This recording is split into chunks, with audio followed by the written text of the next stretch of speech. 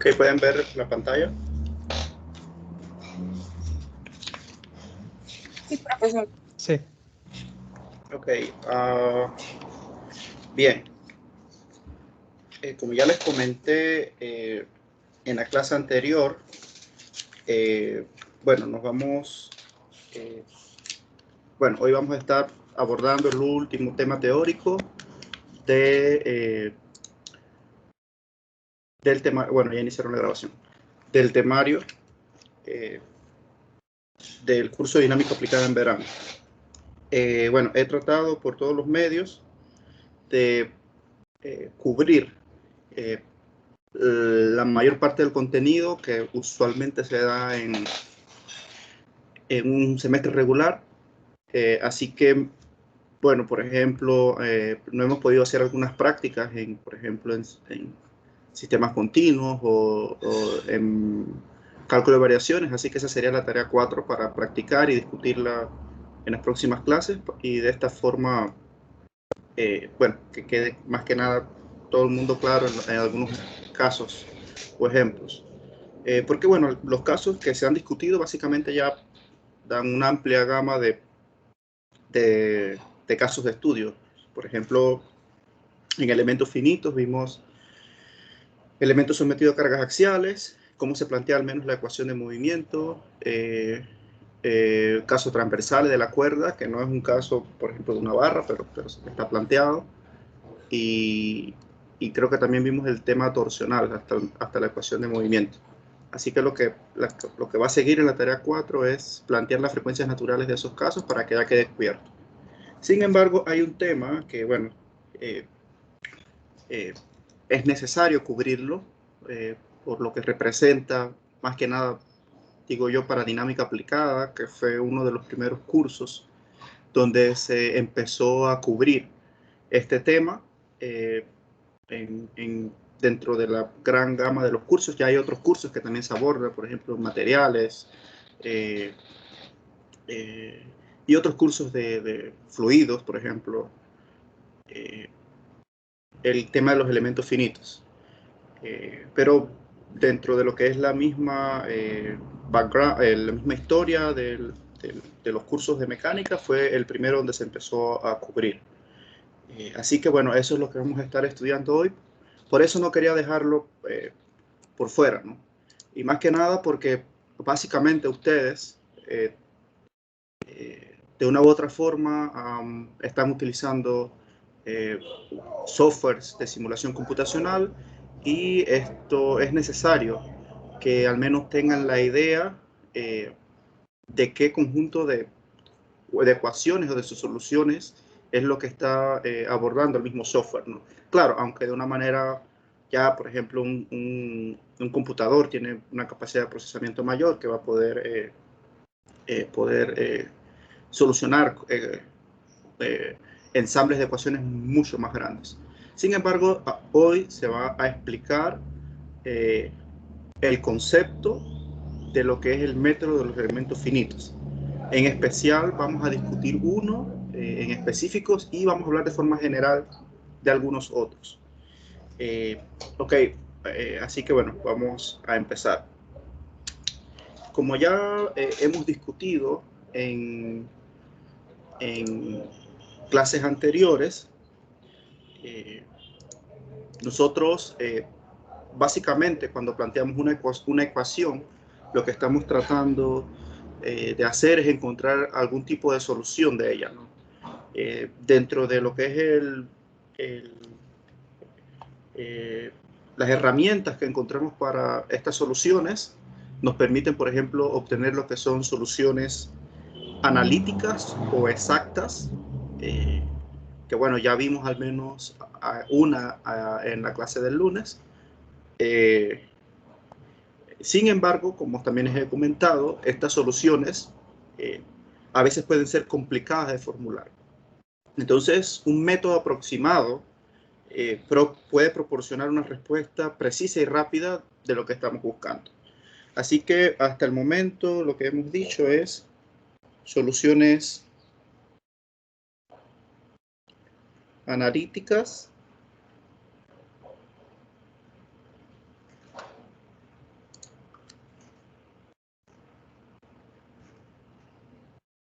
o exactas, pueden ser complicadas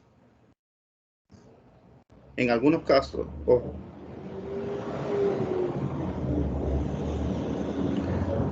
de formular.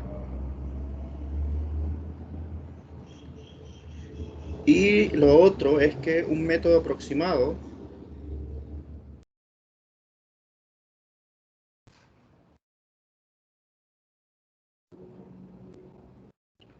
puede proporcionar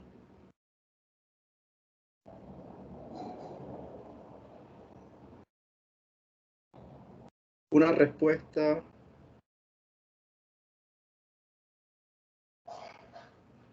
precisa y rápida.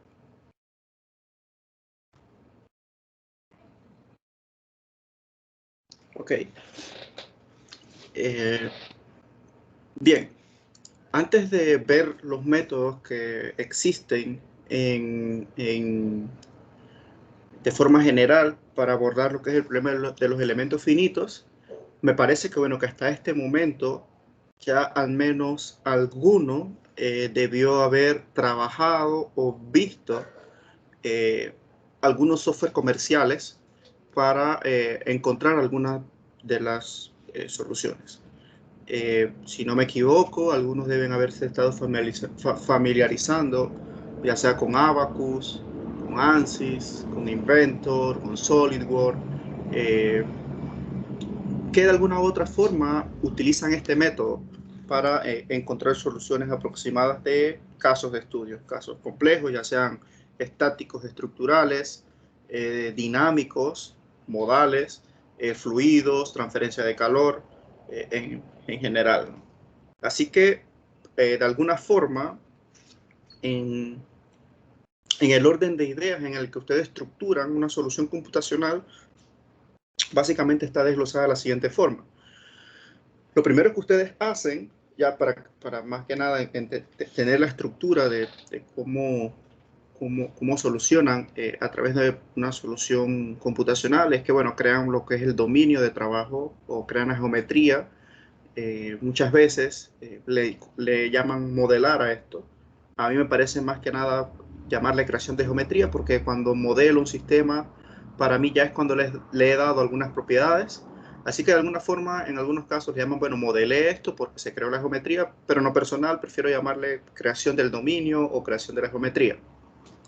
Una vez tenemos esta creación del dominio, bueno, tenemos que darle algunas características del sistema, bueno, qué tipo de material es, cómo son las condiciones de frontera, cuáles son las cargas que va a tener el mismo sistema. Así que, de alguna forma, tenemos que darles información al software de trabajo. Lo siguiente, que ya es más que nada entrando al método, te va a pedir que discretices el dominio. Es lo que conocemos como el mallado del mismo sistema, y esto va a depender, en algunos casos, bueno, va a depender de la calidad de la respuesta y algunos otros factores. No vamos a entrar en detalles porque podemos pasar toda la clase hablando de discretización de dominio solamente. Y la idea es más que nada entender de qué forma opera el método. Luego de eso, generamos una solución y, bueno, ya podemos comparar con algunos casos. O sea, en orden de ideas, así es como funciona. Así que esto es básicamente una respuesta precisa y rápida si se aborda de forma correcta. Hay que tener mucho cuidado a la hora de generar soluciones computacionales, porque si aplicamos ya sea una condición de frontera mal, creamos un dominio que no es lo más próximo al que están tratando de modelar, ya va introduciendo un error al sistema. Así que por esto es que nosotros hablamos que es un método aproximado para proporcionar una respuesta precisa y rápida. Pero claro, ya, por ejemplo, sentarse a calcular matemáticamente o manualmente un caso donde, por ejemplo, se tenga 1.000.000 de elementos y nodos, básicamente sería casi imposible hacerlo manual. Entonces ya aquí nos apoyamos de algunos códigos o algunos software que ya tienen una estructura para abordar alguna solución. Así que esto dentro del marco de cómo es la solución de este método. Bien, Ahora, hay dos métodos de forma general para poder abordar el método de los elementos finitos. El primer método es conocido como el método basado en energías.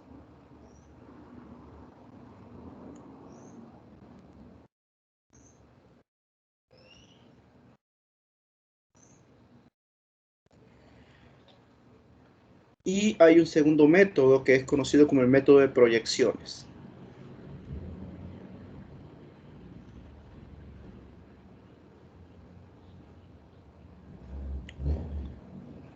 O método que... ahora, dentro de estos dos grupos generales de los métodos, hay algunas técnicas por separado. Por ejemplo, el método basado en energías, si es un poco más general, es conocido de alguna forma, básicamente tratando de conocer lo que es el coeficiente de expansión de Ritz, o el método de Rayleigh-Ritz para abordarlo. Así que en esto, y bueno, ya nosotros en algún caso lo que proponemos es una función admisible para abordar la solución del mismo. O sea, estoy hablando de bastante general porque en el que nos vamos a enfocar es en el de proyecciones. Así que por si alguno lee, por ejemplo, alguno empieza a leer algún texto, encontramos que, bueno, básicamente hay diferentes métodos de abordar elementos finitos. Entonces, por ejemplo, si alguien lee y dice, bueno, ¿cuál es la función admisible de este sistema? ¿Cuál es el coeficiente de Rayleigh-Ritz? Ya saben que están hablando de un método de energía, o por el método de Ritz, por ejemplo. Ahora, otro método que también ayuda a lo que es abordar problemas de elementos finitos es el método de las proyecciones. Y dentro del método de las proyecciones podemos desglosarlo como los métodos de residuos ponderados, y uno que, bueno, que dentro de todo es como el más famoso por su nombre, que es el método de Galerkin, que quizás algunos ya han escuchado del nombre.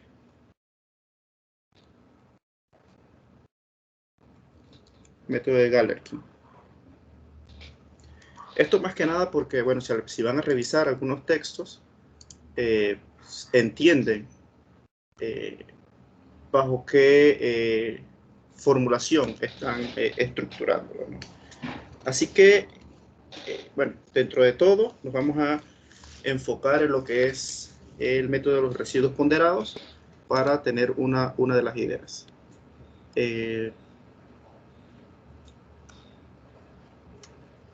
Bien. Voy a colocar acá método de los residuos ponderados.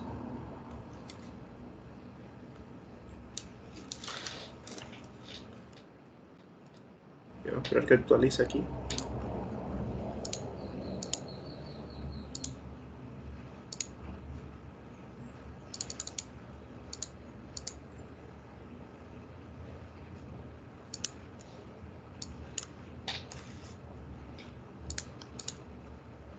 Lo está actualizando.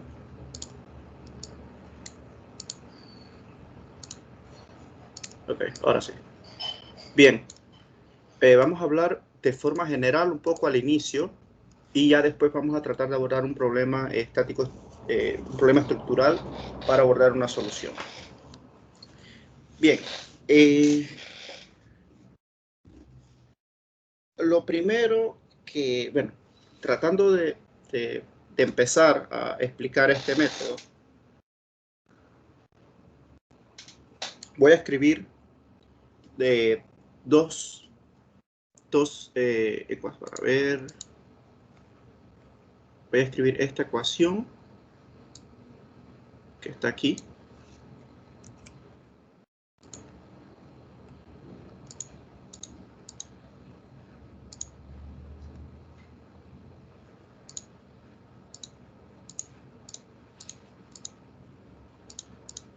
Está dando problemas. Bueno, no.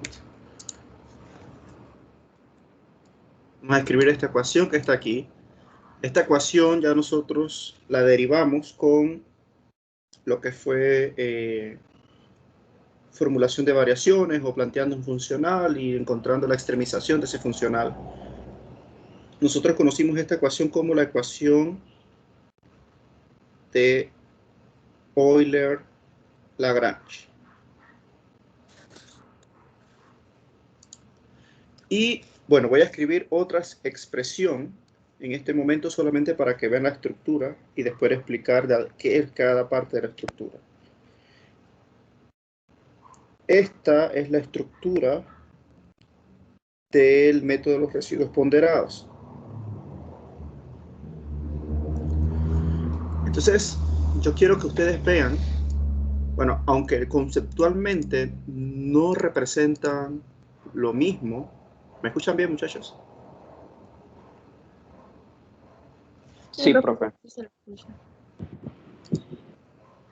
Aunque conceptualmente no fueron derivadas bajo los mismos argumentos, ustedes pueden notar que tienen una estructura bastante similar.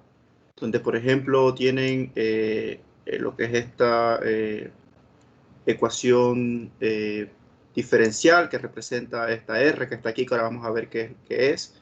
Vamos a ver que esta parte del eta representa lo que es esta W de X, que ahora vamos a ver también qué es, igualadas a 0. Así que de alguna forma tiene la misma estructura.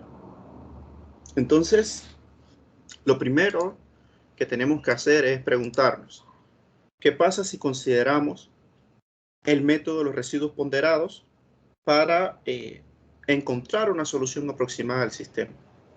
Y ya nos hemos dado cuenta que esencialmente tiene la misma estructura que la ecuación de Euler-Lagrange.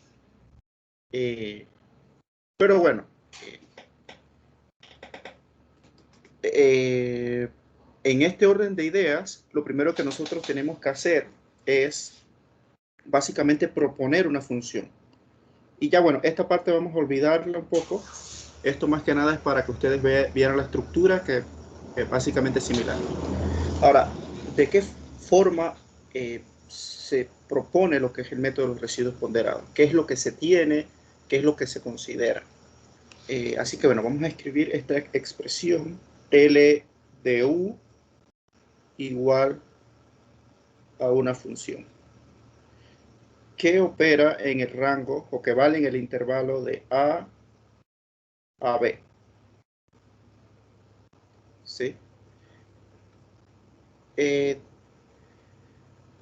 Así que en este caso, el residuo ponderado de la misma expresión es una ecuación diferencial ordinaria que vamos a necesitar resolver. ¿Okay? A diferencia de la ecuación de Euler-Lagrange, sabemos que es una ecuación en derivadas parciales. Ahora, ¿qué es este L que tenemos aquí? Este L es un operador que trabaja sobre esta función que tenemos aquí. Esto es un operador que básicamente opera sobre esta función y bueno, básicamente eso va a ser igual a la función que trabaja en este rango de intervalo. Ahora, ya sabemos que resolver de forma analítica es complicado algunas ecuaciones diferenciales. Eso es la base en la cual se descansa este método, ¿no? Sabemos que bueno, hay ecuaciones diferenciales que van a ser complicadas de resolver, así que vamos a proponer una solución. Así como estoy diciendo en este momento, bueno, vamos a proponer de forma arbitraria una solución. Después, bueno, vamos a ver bajo qué técnica esta solución que se propone se ajusta más al valor real de la función que se aproxima mejor a una solución aproximada. Así que bueno, lo que he dicho en este momento es que vamos a proponer esta solución, y esta solución va a tener la siguiente estructura. Vamos a decir, bueno, voy a escribir que esa solución va a depender de un coeficiente C1, de una función C1, va a depender de un coeficiente C2, de una función C2, de un coeficiente C3 y de una función C3. Normalmente, bueno, lo hemos propuesto de esta forma para explicar lo que es el método, pero dependiendo de la cantidad de coeficientes que tenga el sistema o de funciones que se proponga, eso lo está indicando lo que son las condiciones de frontera. En este caso, bueno, vamos a decir que, bueno, que depende de estos tres coeficientes. Aunque, por ejemplo, si estamos estudiando un caso axial, vamos a necesitar 2 coeficientes. Si necesitamos un caso en transversal, vamos a necesitar 4 coeficientes, y así sucesivamente. Para que tengan una idea, ¿no?, a la hora de proponer la solución. Así que hay 2 aspectos a considerar a la hora de proponer una solución de ese tipo. Un aspecto es el de los coeficientes y el segundo aspecto es el de las funciones.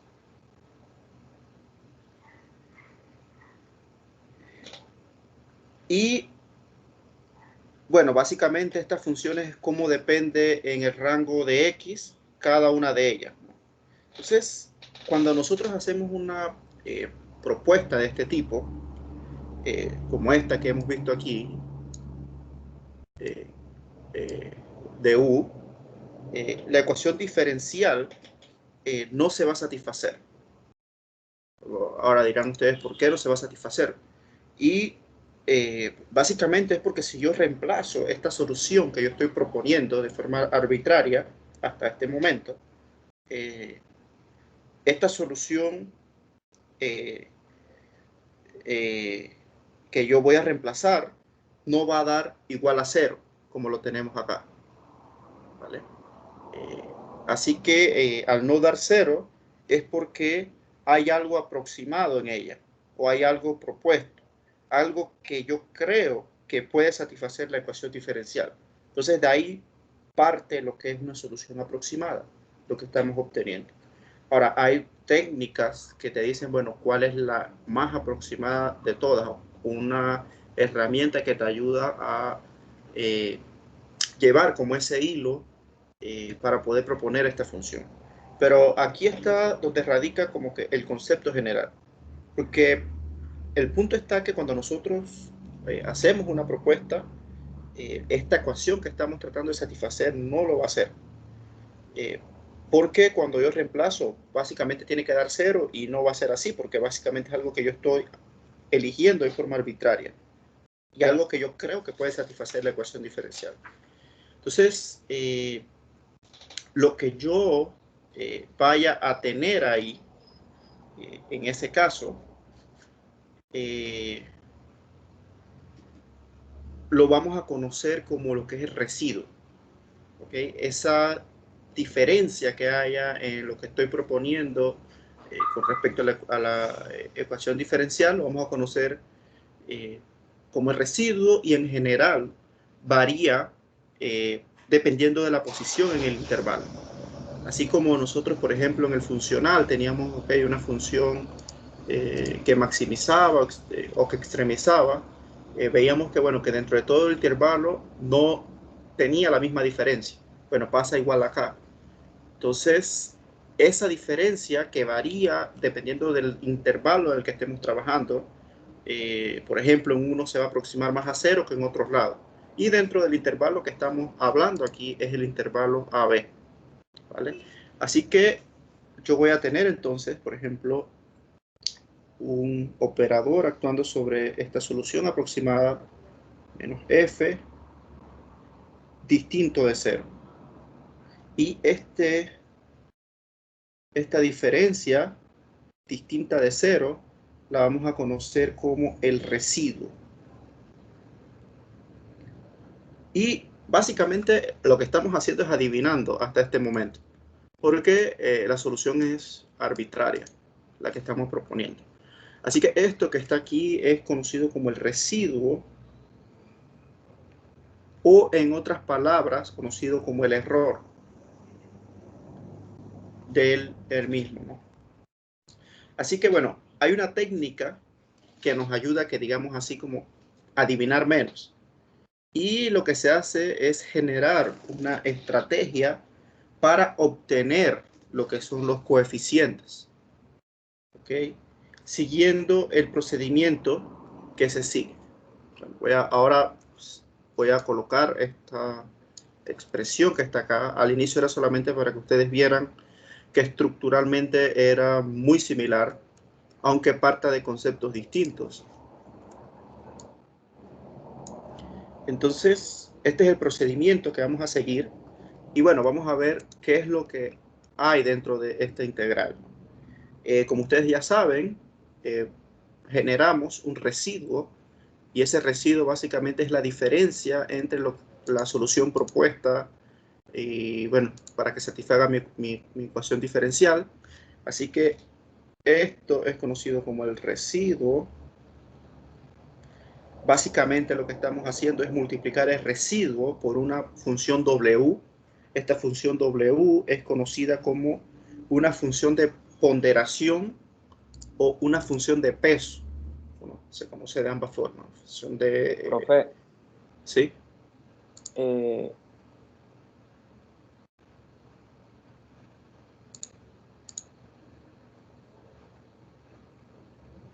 Disculpe, no era nada, disculpe. Ok. Entonces, esta W es la función de ponderación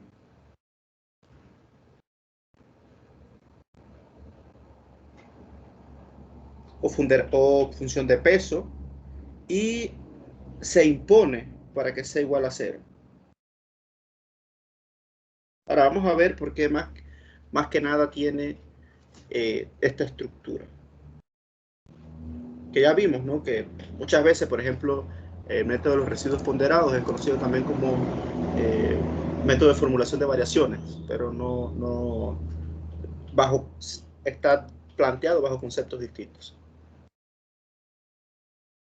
Solamente por la estructura. Así que bueno, ¿qué significa esto que tenemos aquí? Esta integral multiplicando este residuo por una función de peso, que es lo que estamos haciendo, ¿no?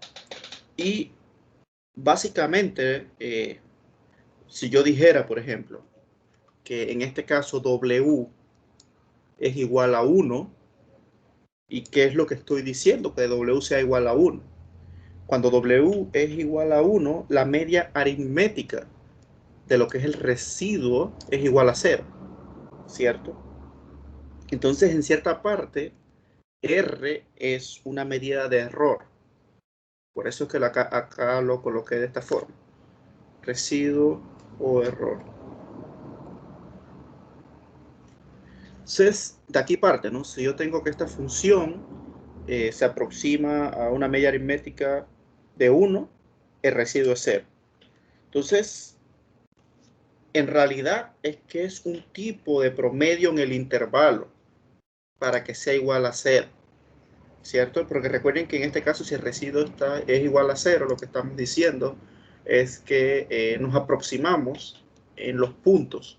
No hay una diferencia tal con respecto a la solución que queremos satisfacer.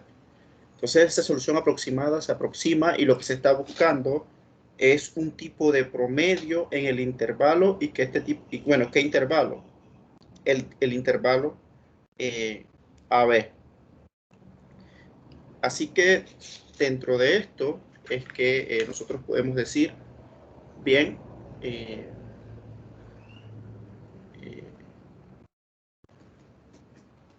que en este caso, por ejemplo, cuando diferenciamos ya lo que es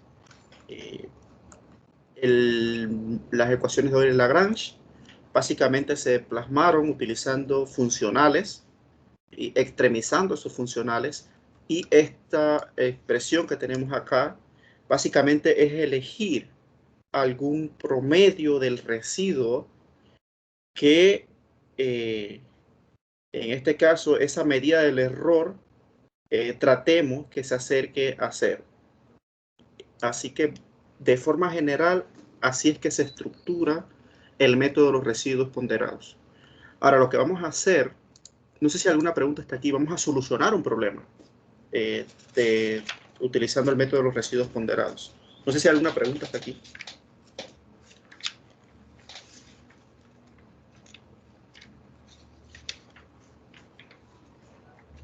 ¿Se entiende?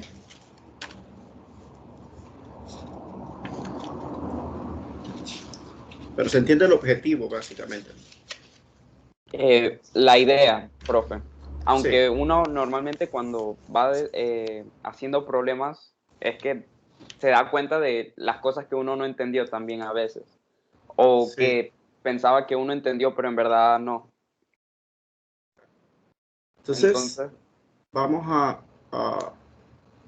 tratar de abordar un problema estático, un problema que en este caso, bueno, ¿cuáles son los tipos de problemas que estamos nosotros abordando? Problemas de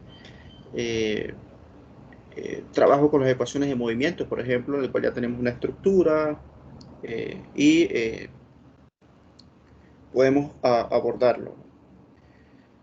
Bien, vamos a ver por dónde empiezo, para que se vea.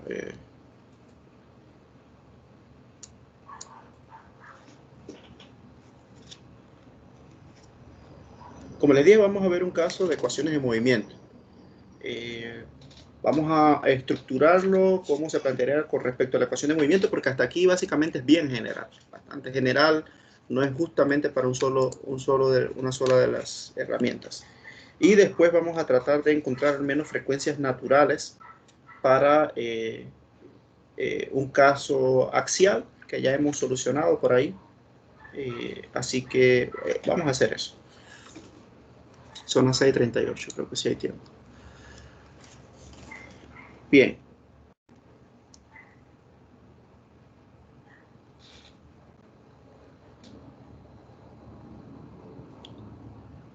En este caso vamos a decir que caso de estudio.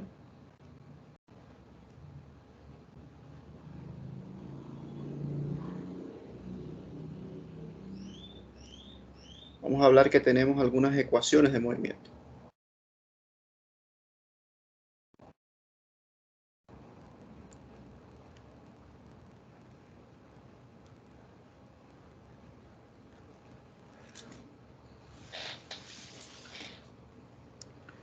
Bien, de alguna forma, la estructura para las ecuaciones de movimiento, bueno, vamos a decir que es una ecuación en derivadas parciales, y vamos a estructurar de la siguiente forma. M de X, que es la matriz inercial, multiplicada por, básicamente es la segunda derivada con respecto al tiempo de una función de campo. Lo voy a escribir de esta forma. ¿Okay? Esto es en derivadas parciales. ¿Se entiende esta nomenclatura? Segunda derivada con respecto al tiempo de la función de campo U. ¿Estamos claros hasta ahí?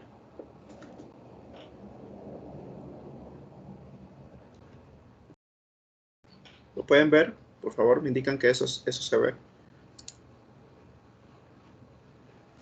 Sí se ve, profesor. Sí, Ok. se ve, profe. Ok, así que para hacer un cambio de chip en cuanto a la nomenclatura, esto me representa a mí una segunda derivada con respecto al tiempo de la función de campo W. Así que tenemos la matriz de inercia por una función de campo evaluada en su segunda derivada. Tenemos, en este caso, K, que es básicamente representando lo que es la rigidez, multiplicado por la función de campo, en este caso sin derivar, igual a 0. Y esto es básicamente una ecuación de movimiento. Ya todos estamos claros.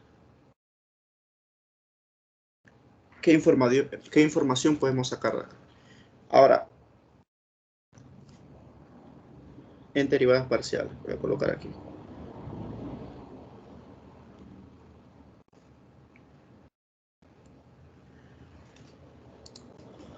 Ahora, hagan otro cambio de chip en este momento y conozcan a lo que es M como un operador inercial y acá como un operador diferencial lineal. ¿Okay? Es básicamente lo mismo, pero conociéndolo de esta forma, como un operador, porque anteriormente estamos hablando de operadores. ¿Okay? Así que en este caso, bueno, tenemos una función de campo, U, que sabemos que es una función de campo porque puede ser evaluada en coordenadas espaciales y temporales. Y esa función de campo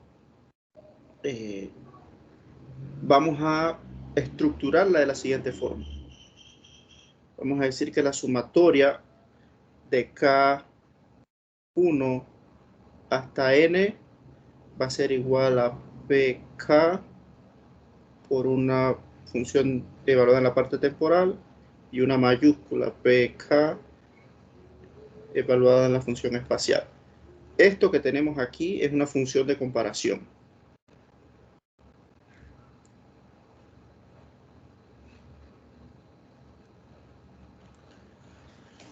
Okay, así que podemos encontrar la analogía con separación de variables. Más que nada ya hablar de los temas que tenemos un poco frescos, ¿no? Va a decir que es una separación de variables de la función de campo. Ahora, ¿por qué lo vemos básicamente ya como una función discreta? Porque recuerden que el método de elementos finitos básicamente parte de discretizar un dominio, de hacer finito un sólido. Y cuando nosotros derivamos en ecuaciones en derivadas parciales, básicamente que estábamos considerando que el sistema era un continuo, eran infinitos grados, ¿cierto? O sistemas continuos, las ecuaciones que dan en derivadas parciales, infinitos grados, modelos discretos, finitos grados, ecuaciones diferenciales ordinarias. En este caso tenemos una ecuación diferencial en derivadas parciales, pero estamos haciendo finito nuestro volumen. Así que en cierta parte se encuentra la analogía con un modelo discreto. Ahora bien, esto que tenemos aquí vamos a escribirlo con otra nomenclatura. Vamos a decir que eso va a ser igual a un vector o la traspuesta de P por P, y vamos a decir que esto es un vector de multiplicación. Lo vamos a conocer así.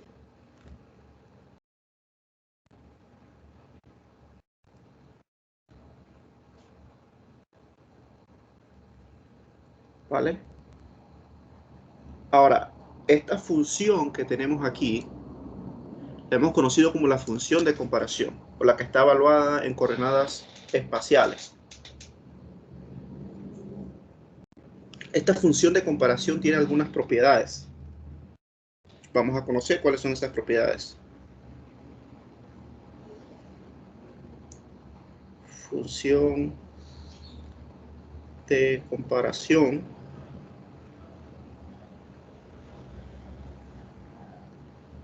propiedades.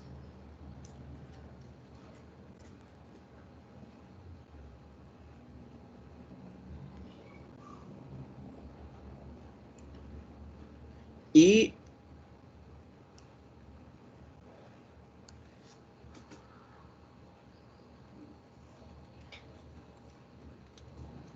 ¿qué es esta función de comparación? O sea, esta función de comparación tiene que cumplir con las siguientes propiedades. Tiene que ser diferenciable al orden mayor espacial en la ecuación diferencial de movimiento. Así que básicamente lo que estamos diciendo es que tiene que tener una segunda derivada esta función que estamos proponiendo. Les hace analogía con cálculo de variaciones, cuando estábamos encontrando las propiedades de, bueno, voy a tratar de encontrarlo aquí.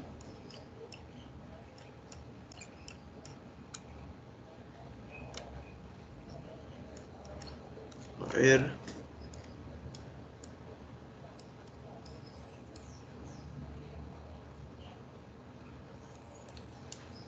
Para el valor de eta. O sea, básicamente estamos tratando de encontrar una analogía con esto. Entonces, para que eta existiese, nosotros teníamos que encontrar que la primera derivada existiera, ¿cierto? Así que en este caso, las propiedades que tienen que cumplir la función de comparación es que tiene que ser diferenciable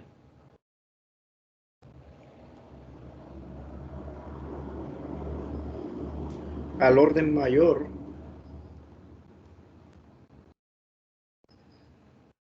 espacial en la ecuación de movimiento.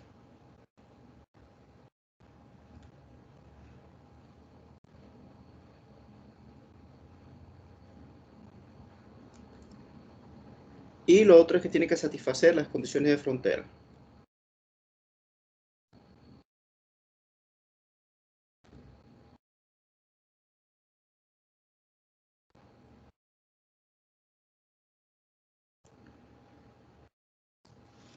Así que lo que yo estoy plasmando aquí es básicamente el residuo o la función R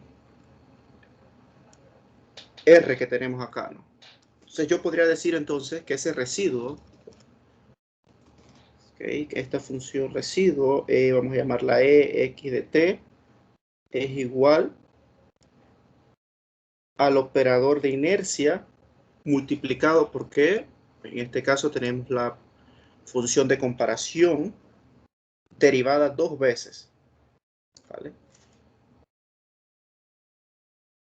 Así que tenemos P traspuesta por P minúscula de T más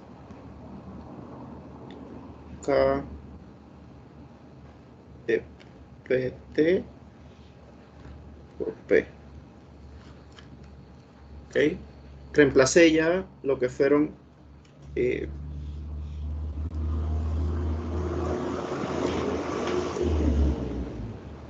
lo que fue el vector de multiplicación, que en este caso es la variable de campo. Sabemos que la variable de campo en este caso está derivado para la que acompaña lo que es el operador de inercia, está derivado dos veces con respecto al tiempo. En este caso, la P mayúscula hace referencia a la parte espacial y la P minúscula hace referencia a la parte temporal. Así que por eso se derivó dos veces.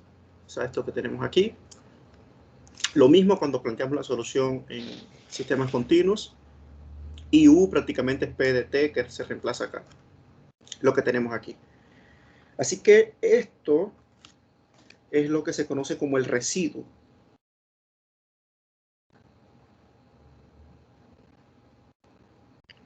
Y tiene que tender a cero, como hablamos hace un momento.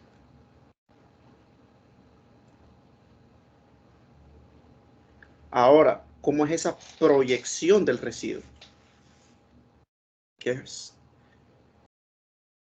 Vamos a conocer.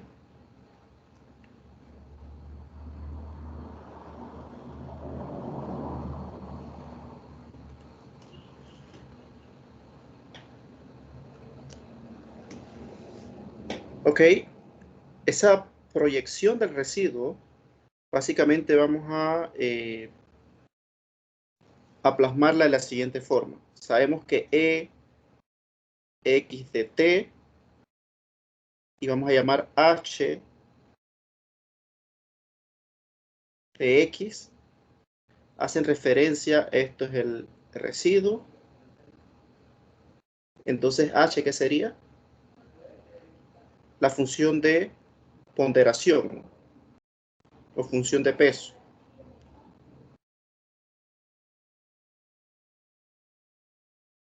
y la vamos a evaluar de 0 a L, o sea, en toda su longitud de un caso de estudio. Entonces, sabíamos que eso era multiplicando el residuo por la función de ponderación, derivable en toda su, integrable en toda su longitud. Así que vamos a escribir, ok, que el residuo por la función de ponderación, función de peso, en dx es igual a 0. Entonces ya hemos estructurado de alguna forma esta función o el residuo ponderado de nuestro sistema. Ok, déjenme revisar algo acá para ver si lo tengo en curso de dinámica anterior.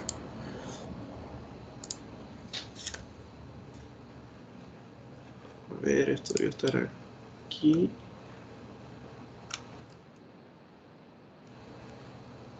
Ok, sí está. Bien. Ahora, ¿a qué equivale esta función de ponderación?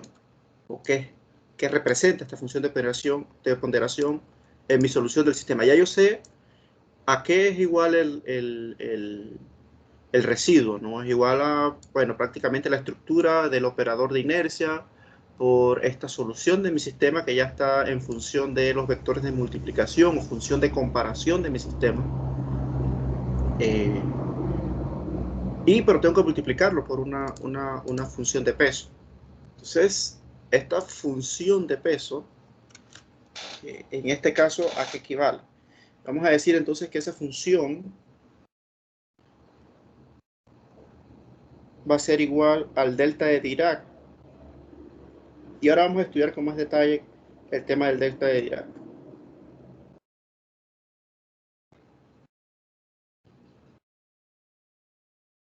Delta de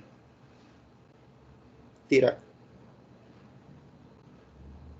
J1,2, cómo puede ser evaluable en todo esto. Y vamos a decir entonces ahora que el residuo es igual a x de j, t igual a 0. Y esto es lo mismo que esto que estamos aquí. Evaluado en J1,2. Bien, ya hemos propuesto entonces la función de ponderación, pero bueno, digamos que es eso, el delta de Dirac, y por qué está propuesto de esta forma. ¿Alguna vez han estudiado la función, el operador delta de Dirac? ¿Qué representa eso matemáticamente? Y bueno, un impulso unitario, ¿no, profe? Es correcto. Es un impulso unitario del sistema. ¿Y cómo se ve eso? Veamos un caso físico que estudiemos. Y bueno, lo voy a explicar con estos apuntes, porque básicamente es cuando estudiamos, no lo pudimos discutir este curso de verano, porque, bueno, no dio tiempo, tuve que saltarme esta parte. Pero es cuando, por ejemplo, estudiamos la cuerda con interacciones. Entonces, por ejemplo, aquí tenemos varias cuerdas con interacciones, tenemos un sistema de transmisión eléctrica que tiene algunos disipadores de energía, hay un contacto aquí, esto hace una carga externa sobre la fuerza, o el caso del violín, o el caso de no sé cómo recuerdo el nombre de estos transvían teleféricos, que bueno, va un carrito sobre una cuerda y un contacto directo. Entonces, eso se modela de esta forma, ¿no? Tenemos una fuerza en un punto de la cuerda, pero entonces, y bien, esa fuerza, la ecuación de movimiento va a ser igualada a esa fuerza. Pero esa fuerza, ¿cómo se representa en mi sistema? Esa fuerza, por ejemplo, en este caso, yo tengo que, si yo estuviese este es todo mi dominio de trabajo, que básicamente es la longitud de la cuerda. ¿Ok? Es la longitud de ella, de las condiciones de frontera de ella. Y de alguna forma yo conozco la distribución o el comportamiento de la variable de campo en cuanto a la coordenada espacial y temporal. Pero ¿qué pasaría si yo quiero evaluar esa interacción en un punto específico? Yo sé, por ejemplo, que tengo una función PDT que me representa la fuerza externa o la fuerza total de mi sistema, como está aquí. Pueden ver, igualado a la ecuación de movimiento. Esto me representa este contacto aquí. Pero yo tengo que ver cómo se representa esto en todo mi dominio. Así que yo conozco esta distribución de la variable de campo en cuanto a la variable espacial y temporal, pero yo quiero entonces ver cómo se representa en todo ese dominio, en toda esa longitud.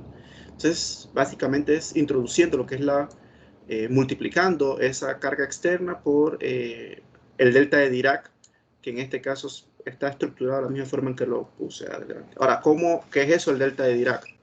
¿Y de qué forma opera? En este caso, una de las propiedades que tiene que tener el delta de Dirac es que tiene que ser igual a 0 cuando X es distinto de A. ¿Vale? Es una de las propiedades. Así que bueno, y la segunda propiedad que tiene que cumplir es que al multiplicar esta función por este punto me tiene que dar igual a 1. Entonces la demostración está en esta parte. Cuando nosotros, por ejemplo, esto es lo que tenemos aquí, ¿no? Porque es igual a 1, que es lo que dijo Alejandro, que es igual a un valor unitario.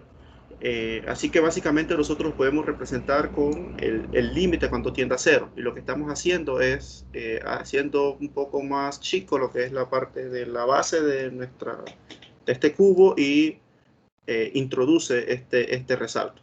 ¿Qué representa mi función? Entonces acá estamos haciendo algo similar. Como les dije, en aquel curso tuvimos más tiempo de discutirlo con más calma. Pero aquí lo vamos a introducir, que esta función tiene que representar eso, ese impulso. ¿Cómo se ve acá?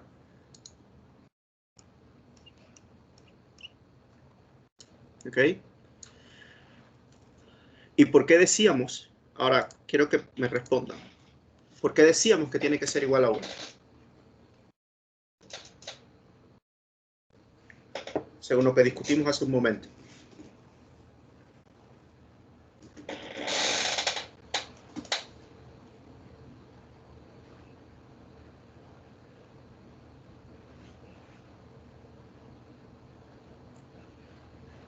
¿Alguien? ¿Qué discutíamos al inicio cuando estábamos hablando de los conceptos? Bueno, vamos a ir hacia arriba.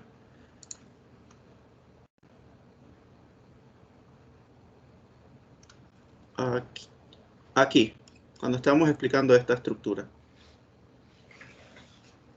Aquí está la respuesta de lo que le estoy preguntando.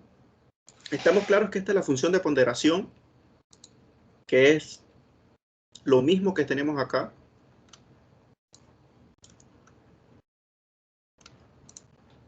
¿Por qué queremos que tenga esa estructura o ese delta de Dirac? ¿Qué es lo que buscamos nosotros con esa propuesta de solución? ¿Qué significa eso? No hay nadie que se tira al ruedo. Ahmed, ¿qué piensa?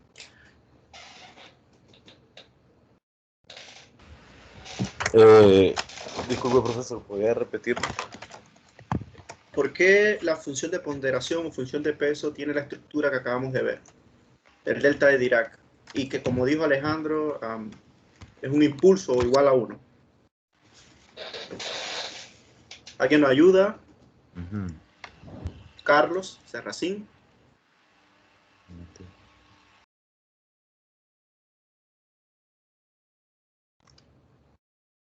Aranza.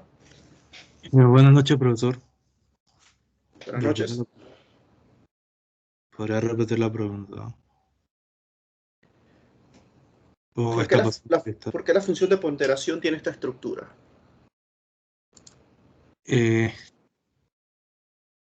Esta que está aquí.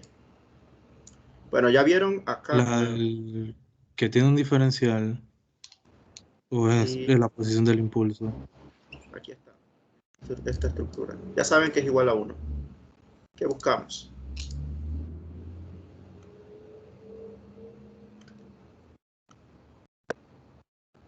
Aranza.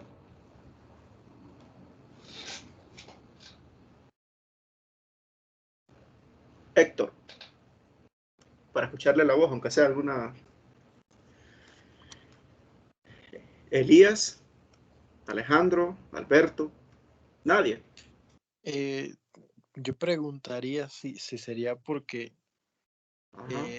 tiene que ser pequeño, no sé, eso es lo que se me ocurre, no tengo idea más de ello. Ok, vamos a ver aquí. ¿Qué hacemos si esta w de x es igual a 1? El resultado tiende a 0 y como tenemos la función delta Dirac, creo que ayuda a que sea muy cercano a 0. No estoy muy seguro, pero es como lo que se me viene a la mente.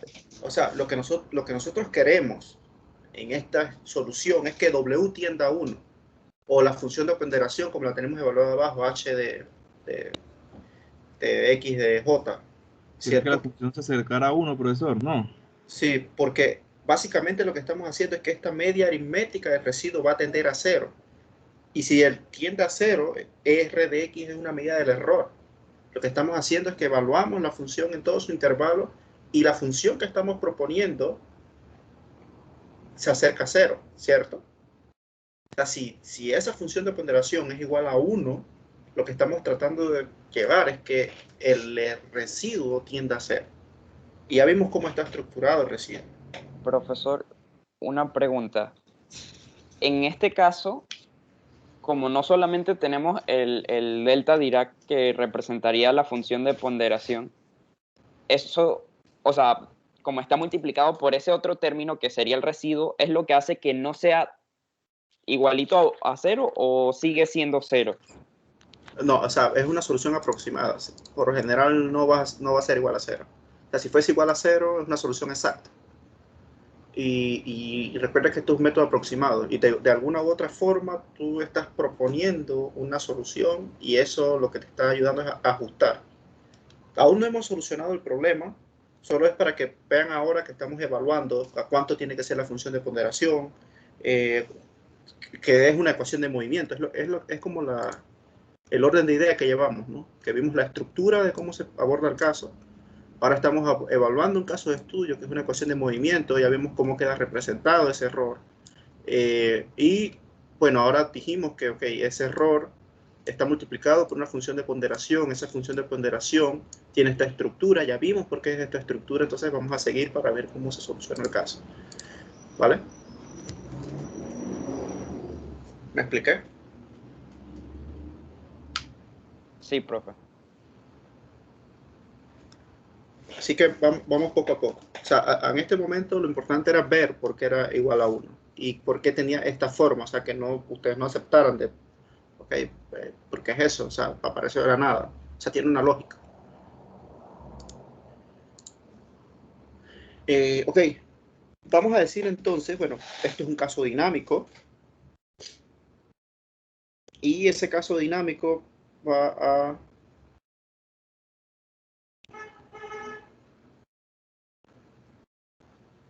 hacer, por ejemplo, va a tener una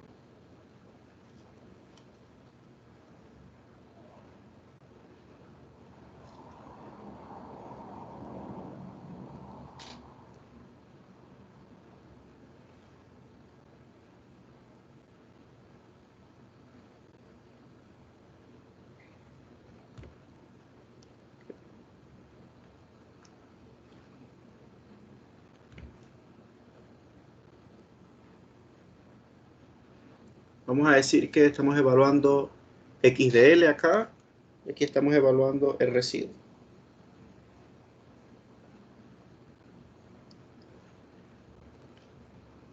Y bueno, hay diferentes técnicas para encontrar la precisión del punto.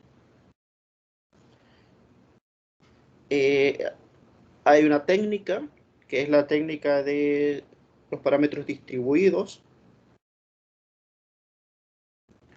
y hay otra técnica conocida como Chebyshev.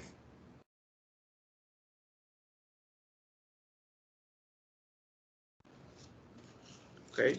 Son las dos formas de poder ajustar el punto. Claro, en este caso estamos ajustando estos puntos, ¿no? Para que tienda a 0. Entonces, de alguna forma, yo tengo entonces esta estructura M, que es un operador de inercia multiplicado por P doble punto más KP, son vectores, igual a 0. Entonces, esta matriz o este operador de inercia va a tener esta estructura. Y J, un tensor de segundo orden, y va a ser igual entonces a lo que hablamos hace un momento. Va a ser igual a ese operador o evaluado en XY por PJ de XY, ¿cierto? Y KJ, que es la matriz de rigidez, va a ser igual a el operador diferencial lineal multiplicado por PJ en XY. Ahora veamos un caso axial, que era el caso que vamos a solucionar. O sea, más que nada aquí ya propusimos cómo van a ir las matrices de inercia y de rigidez, y básicamente es ajustándolo con la función de comparación. Bien, función de comparación, comparamos, tenemos la matriz de inercia. Así que de esta forma lo que estamos haciendo es ajustando el punto, ¿vale? ¿Cómo ajustamos el punto? Una función de comparación, comparamos y evaluamos, comparamos, evaluamos. Precisión del punto, vamos a llamar aquí.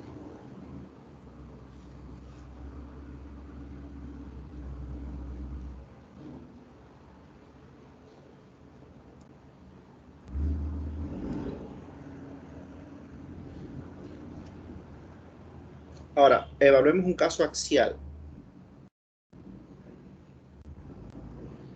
Uno de los casos axiales que nosotros realizamos, por ejemplo, fue ayer. A ver. No lo dibujé, debí haberlo dibujado. No lo dibujé. O sea, un caso axial, ¿qué tendría yo? Tendría un elemento de este tipo.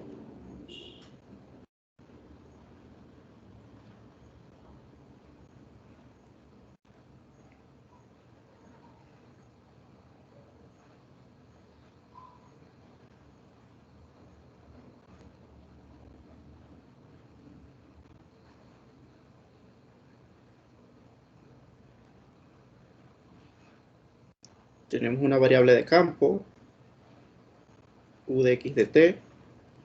Esto tiene ciertas propiedades, densidad, propiedades de elasticidad, longitud, etc. Y,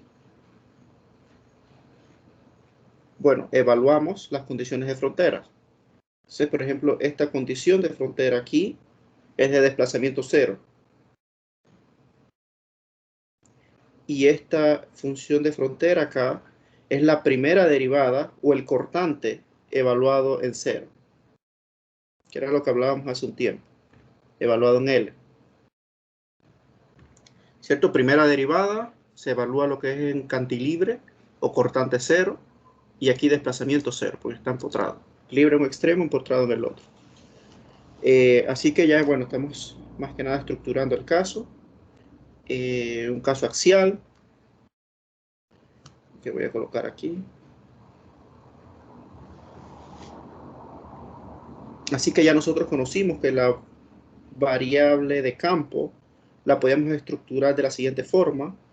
K igual a 1 a la n por esta estructura, que básicamente es similar a lo que es separación de variables. Y esto era igual a P transpuesta TP. Entonces teníamos una función de comparación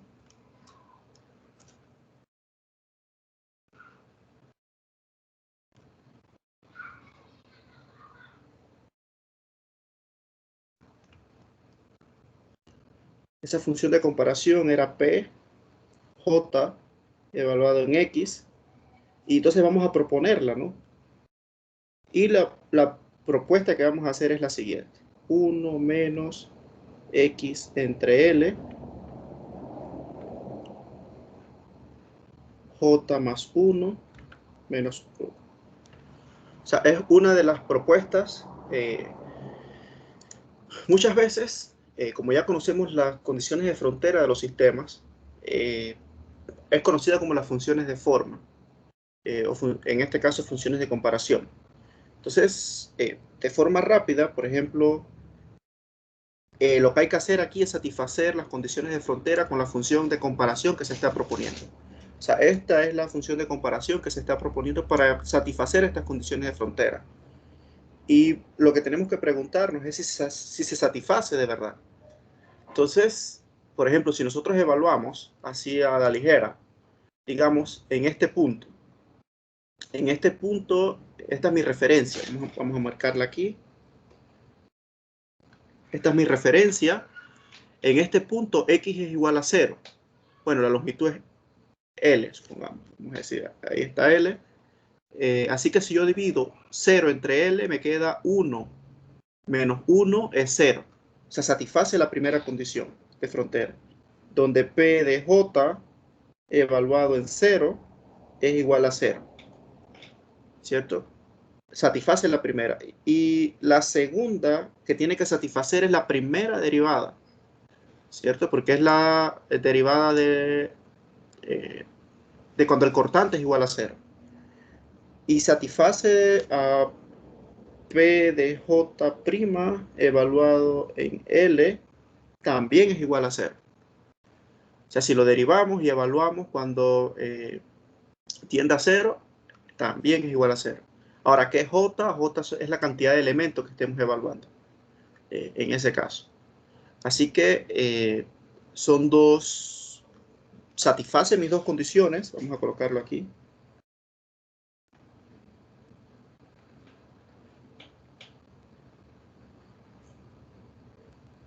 Satisface las condiciones de frontera.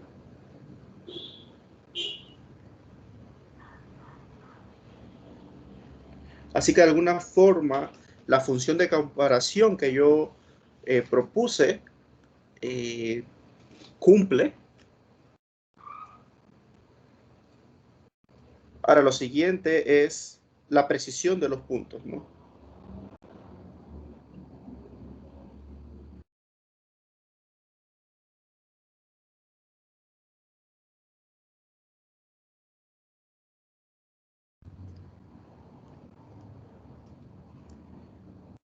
Profesor, una pregunta.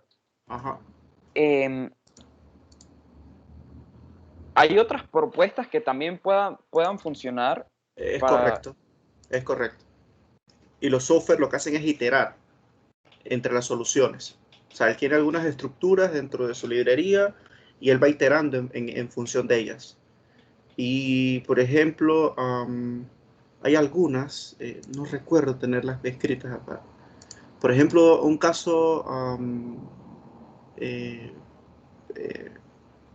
planteado por otras formas, igual, tienes una función en la cual evalúas en X igual a 0, X igual a L, y tienes algunas funciones de forma. Déjame ver si lo encuentro en internet rápido.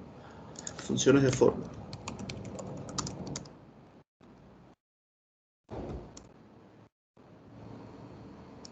A ver, tiene que ser al menos 4.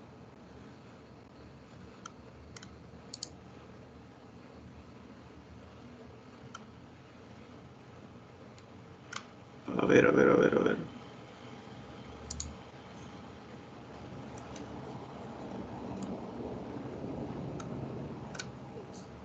Ok, déjame ver la de axial. Axial.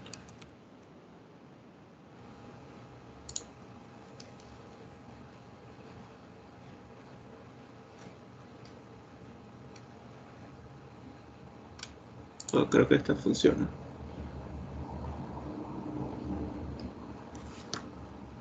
Bueno, no es esencialmente el tipo de elementos que estamos manejando acá, porque acá estamos hablando de que el elemento es,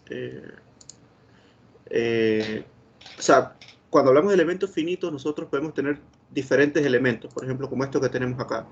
Podemos tener elementos tetraédricos, prismas, hexaédricos. Podemos tener elementos tetraédricos lineales, cuadráticos y cúbicos, dependiendo de los nodos que hay entre ellos. O sea que las funciones de formas que proponga van a tener esa alineación. Así que, por ejemplo, en este caso, hablamos de que son funciones de forma de elemento cuadrático. Estas funciones de forma cumplen para estos tipos de elementos, que satisfagan entre 0 y L esta parte. Ahora, esto es utilizando un solo elemento. Cuando tú lo discretizas más, vas a tener subdivisiones y funciones de formas intermedias que tienes que cumplir. Pero, por ejemplo, mira estas funciones de forma que están aquí.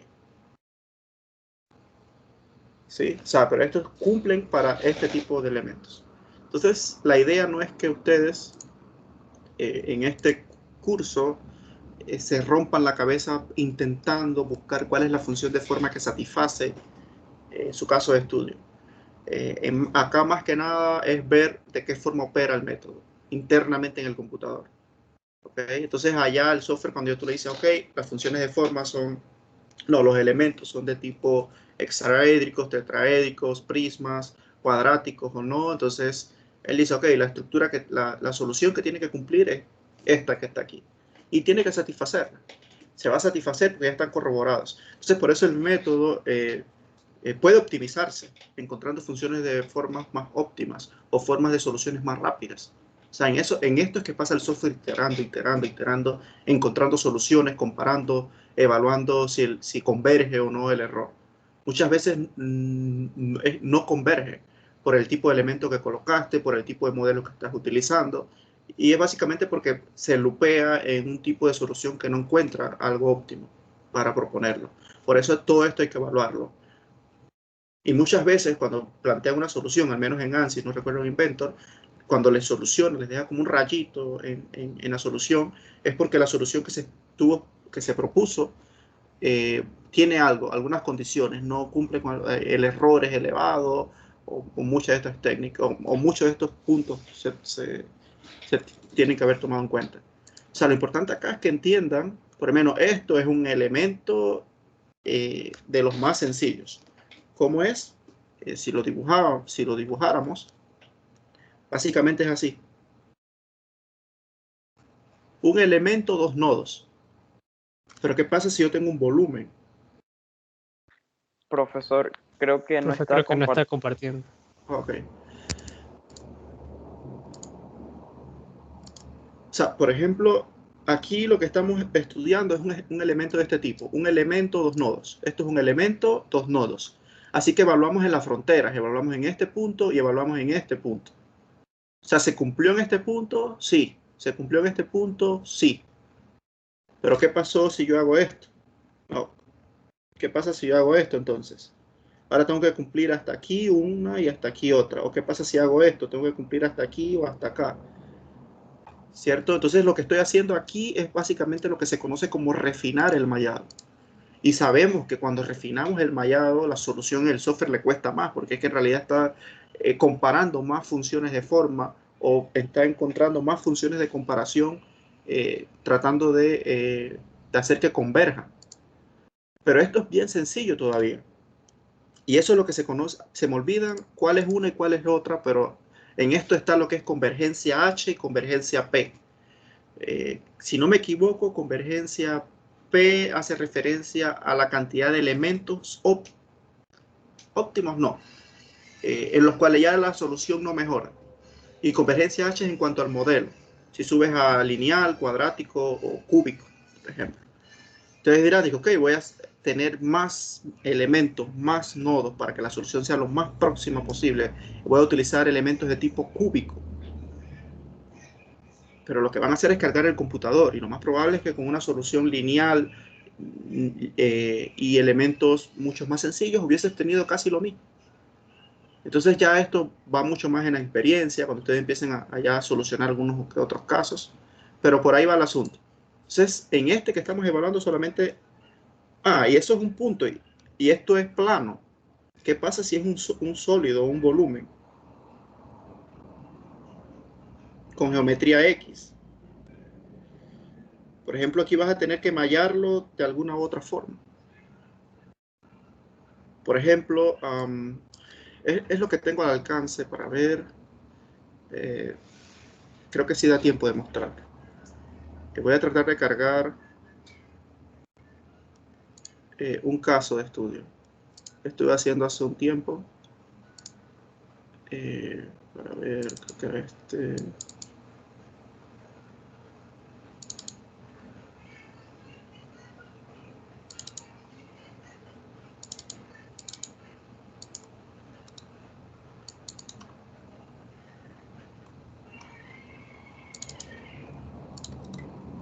A ver, denme un momento para ver si lo encuentro. Visuales, reporte.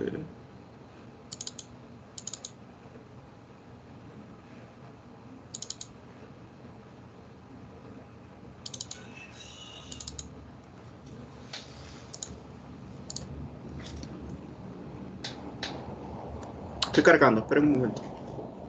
Igual voy a buscar un vaso de agua, así que regreso en 2-3 minutos mientras ANSYS abre para mostrarle un caso. ¿Ok?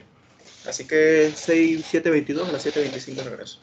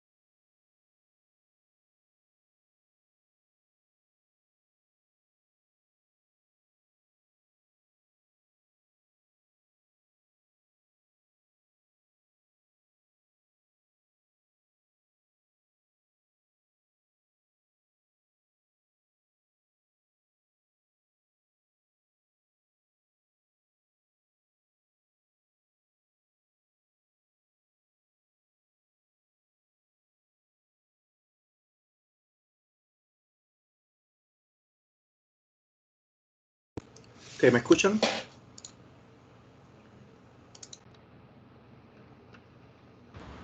Sí, Sí, profe. se escucha, profe.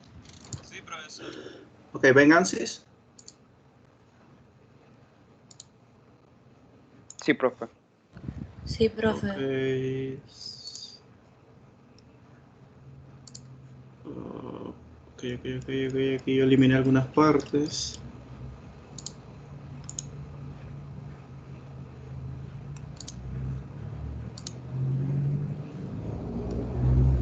Ok, esto es básicamente un modelo de un tanque de melaza. Eh, por ejemplo, si yo coloco, bueno, ya el mallado se me fue porque básicamente cambié las... yo había eliminado algunos elementos que no me interesaba que aparecieran en el análisis. Pero si lo vemos, por ejemplo, acá está la estructura que soporta la tapa. O sea, estos son unos tipos de elementos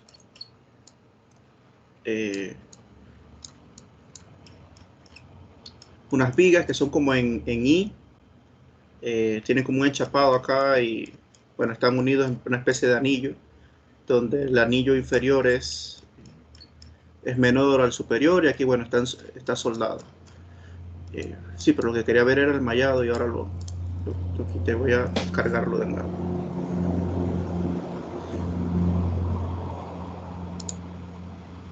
Voy a abrirlo de nuevo.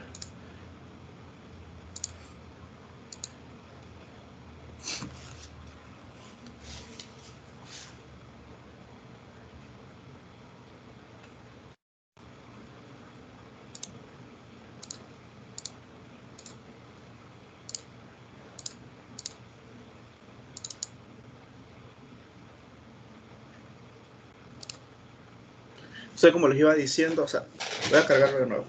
Este es un elemento que, o sea, una estructura que en cuanto a las dimensiones y lo demás es bastante grande. Así que hay que tener bastante cuidado a la hora de elegir el método de mallado, lo que le estaba mostrando hace un momento, si es hexaédrico o no.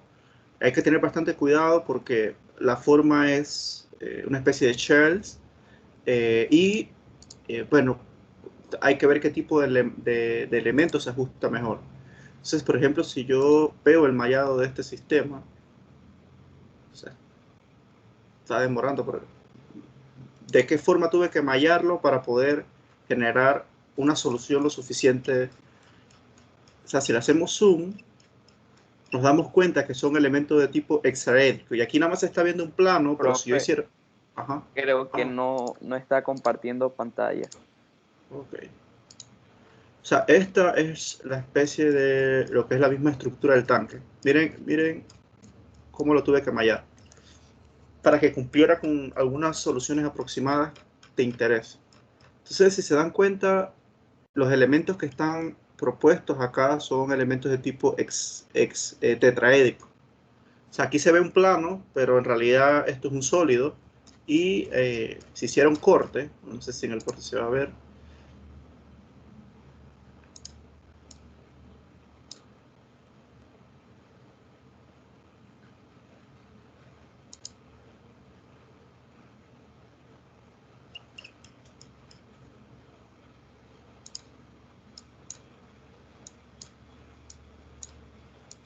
O sea, por ejemplo, acá vemos de qué forma son los elementos que están aquí. Acá son cubos o rectangular. Así que, si se dan cuenta, bueno, aquí no se ve tanto, porque es una superficie bastante delgada. Déjenme mostrar el...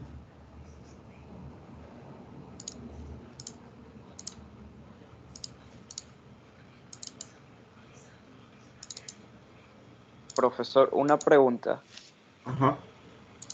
Entonces, para poder modelar esos elementos con distinto tipo de mallado, hay que tomarlos como distintos elementos por separado, pues. Eso depende de qué parte estés analizando. Muchas veces conviene mallar una parte con cierta geometría, conviene mallar otra parte con otra geometría. Eso depende. Depende de la forma de la misma, ¿no? Por ejemplo, este otro, ¿no? Que fue el de mi tesis. Si se dan cuenta, bueno, es una especie de sección transversal del músculo humano, del brazo humano. Bueno, aquí no se ve tan bien, pero igual, aquí se puede ver. Estos son de tipo tetraédricos, estos son hexaedros, pero igual va cambiando. Entonces, él tiene que solucionar en cada uno de ellos la función de comparación que ustedes están viendo aquí, porque esta es la discretización del dominio. Así que acá creo que se ve un poco mejor, pero se ve en el plano también. ¿Sí? Entonces,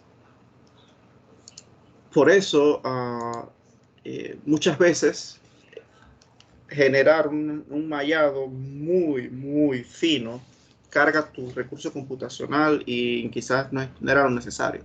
Pero hay formas de poder evaluarlo. Algunas personas lo que hacen es que, bueno, generan una solución, refinan, generan una solución y ven si les va variando. Les va variando la respuesta. Hasta que llega un punto en el que refinan un poco y ya la respuesta no varía tanto. Entonces ya entonces ahí saben que el mallado, por más que lo refines más de ahí, no vas a obtener una respuesta más aproximada a la real. Así que eso en base a lo que estamos viendo aquí, que hacía referencia a la función de comparación. Y eso es lo que, esa parte justamente es la que estamos solucionando ahorita, esas funciones de comparación.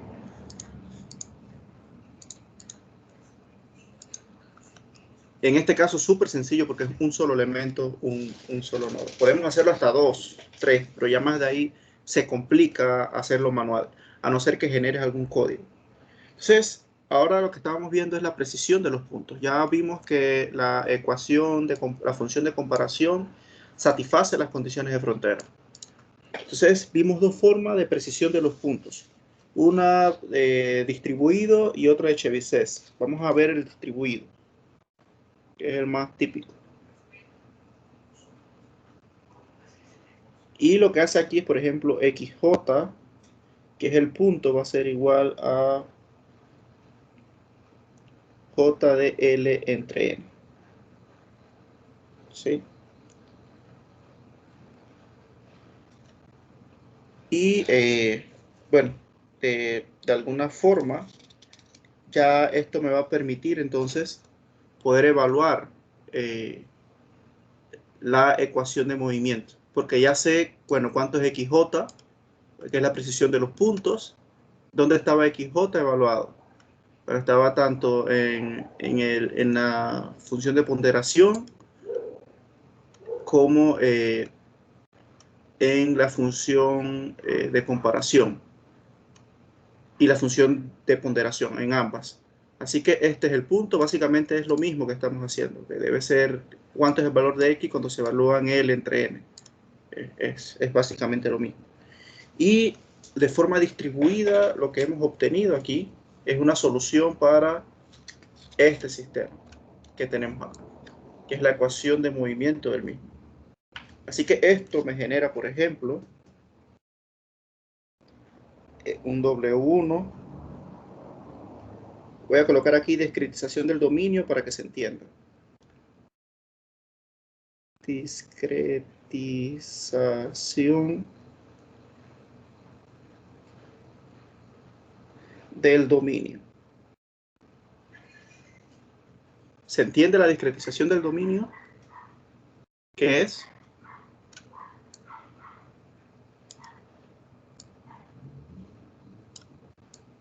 En este caso, por ejemplo, si tenemos un solo elemento, XJ es igual a L, ¿cierto? Si tenemos dos elementos, entonces 2X va a ser igual a L. Básicamente la discretización que estamos planteando en el mismo dominio. Y esto ya me va a permitir generar una solución de este tipo.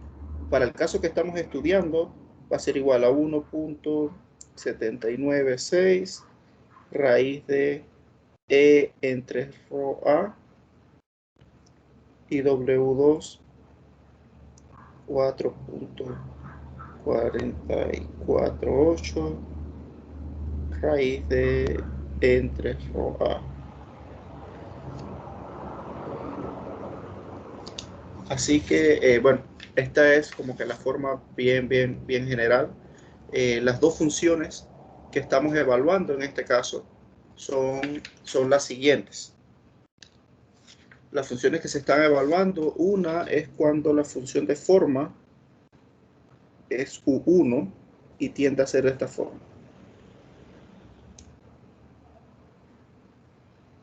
X entre L, U1 de X. Y la siguiente función es cuando U2 de X tiende a esta forma. X entre L. ¿Vale?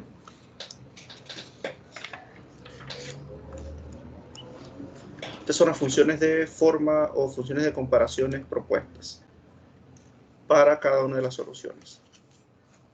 Y de forma general, este es el método de los elementos finitos. Ya, por ejemplo, evaluar un caso mucho más complicado a nivel manual se complica un poco. Habría que generar una especie de código para poder apoyarnos en lo que es el ensamblado de la matriz de rigidez y todo lo demás. Pero técnicamente así es que trabajan los software. De esta forma es que ellos plantean la solución aproximada y estructurado. Es básicamente así. Así que bueno, no sé si algo en cuanto a las técnicas aproximadas, que tengan alguna pregunta en cuanto a lo que es discretización y todo lo demás.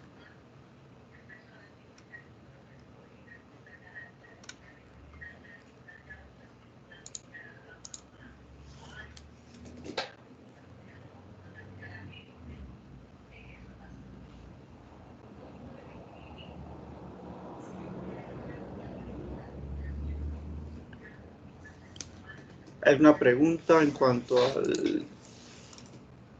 a la tarea de mañana?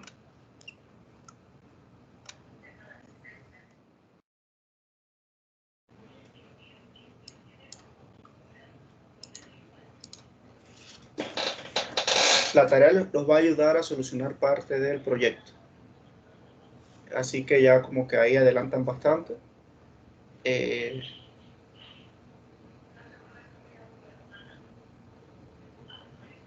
El día de ayer les asigné la tarea, fue del caso transversal, ¿cierto? Sí, profe. Sí, profe. Sí, profe, yo tengo una pregunta sobre la tarea. Ajá. Es que si habría algún problema que yo la pueda, por lo menos, ¿cómo se llama? Suponer que fuera una viga, trabajarla como una viga o hacer que la sección transversal de la barra sea rectangular. O sea, déjalo en función de los momentos de inercia. Ah, ok.